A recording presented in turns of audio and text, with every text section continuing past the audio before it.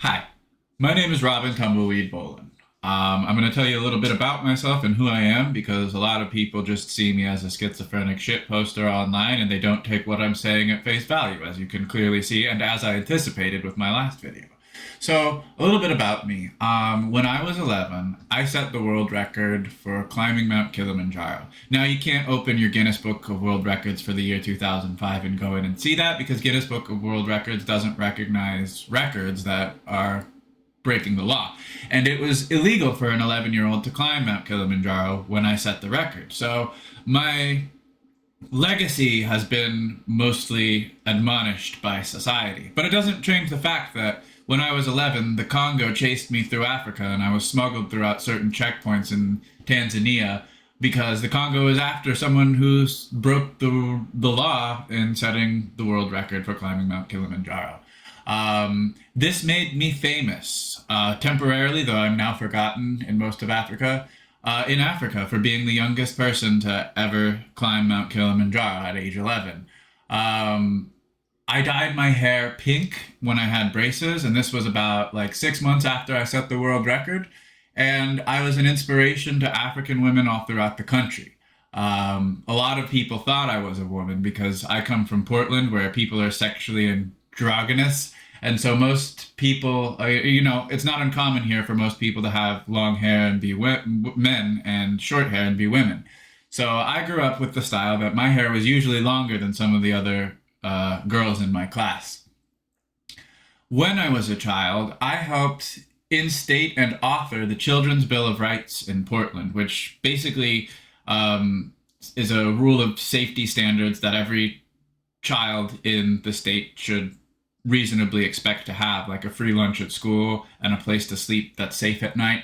And that is in effect because I spent many hours in the courtrooms as a child helping author it with a bunch of my other classmates at the time. Now, my father was the CTO of McAfee until 2009. So by the age of 16, I had traveled to over 16 different countries and was extensively worldwide traveled. My father was the man who oversaw McAfee from $100 million corporation to an over $1 billion industry.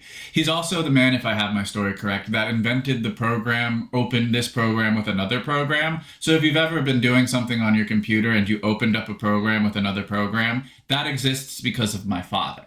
You have used something that my family has done for computer technology. So I've got to live a very privileged life doing extraordinary actions most people would probably never get to do in a life. And I'm very grateful and thankful for all of these experiences that I've gone through. Um, One of those events being, as a child, I was roughly 16 years old, if I remember correctly. My father was the friends with the chief financial officer of EA at the time, so I got to sneak into E3 when it was press only and 18 and up only. So we got official little badges, and we got to go in and see the games that were coming out. Fallout New Vegas had a super private booth that year, and I wasn't allowed to get in because they were like restricting the access of people who could see Fallout New Vegas. Skyward Sword, I got to play Skyward Sword while it was still in beta. Um, and other games that kind of fizzled out and never went anywhere. There was some first-person shooter game that came out, and I keep wanting to call it Kill Switch, but it's not Kill Switch. It was some game where you could you had a whip and you would um, whip your enemies and throw them up in the air and they'd slow down and you could shoot them and they'd blow up into a million pieces, and it was a fun game. But that was sort of my life as a child. As an adult, I worked at a very prestigious 7-Eleven. It was the busiest 7-Eleven in the country and the third busiest 7-Eleven in the world. It was right across the stage from a very renowned college known for dominating the college football scene. And right across the street on that same campus was the auditorium where many celebrities would come to perform, or talk show hosts would come and perform their talk show in front of a large crowd. So I got to meet a lot of very famous people in my time at 7-Eleven.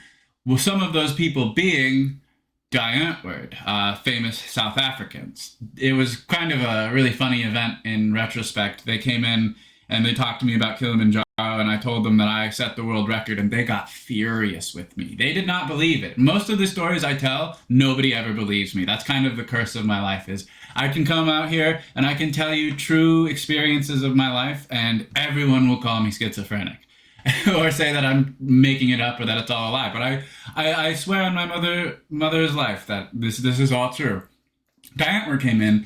They told me that I did not climb Kilimanjaro, that was a little girl that climbed that mountain, and I was taking credit from that little girl. Well, like I told you before, I had really long hair. And many people in Africa, when I was on that trip to climb Kilimanjaro, mistook me for a girl. It was very common that the people in Africa would call me sister or refer to me as if I was a little girl.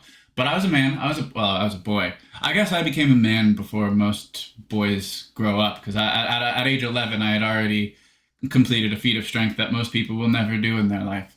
So Die Antwoord got really upset that I was a boy and not a girl because women in Africa looked up to me because they thought I was a girl. But I was a boy, nonetheless. Sorry to burst your bubble. I even have the certificate, which I'll include in the description of this video so that you can see that I'm not just bullshitting you. I'll include some pictures of the trip too. So again, you can see that that's me. I have the same mole on my head that I have right here. You know, I've had it my whole life and it's in those pictures. So it's like, if you don't believe it's me, you're an idiot, I guess is what I have to say.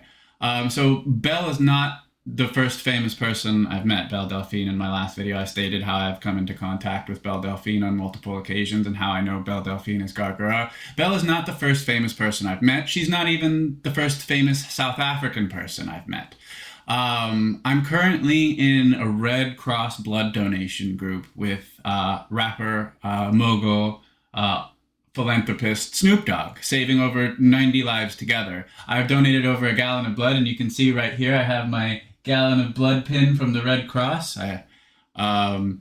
And I stream on Twitch, where all my bits, subs, and ad revenue goes straight to St. Jude's Children's Hospital. And a lot of the content I create there, you can find your favorite streamers mocking me or straight up copying phrases I've uttered. A lot of famous Twitch users, because of my relationship with Stephanie or Amelia Watson, as you know her, have straight up stolen my content and used my voice as theirs, or totally perverted my voice in their own meanderings. But I just wanted to let you know that just because I have such a low follower count doesn't mean people don't know who I am. I mean, I'm by no means famous, but I'm known for setting world records and saving the lives of children. So that's who I am. My name is Robin Tumbleweed Bolin, and God bless you and hope you have a great time after you watch this video.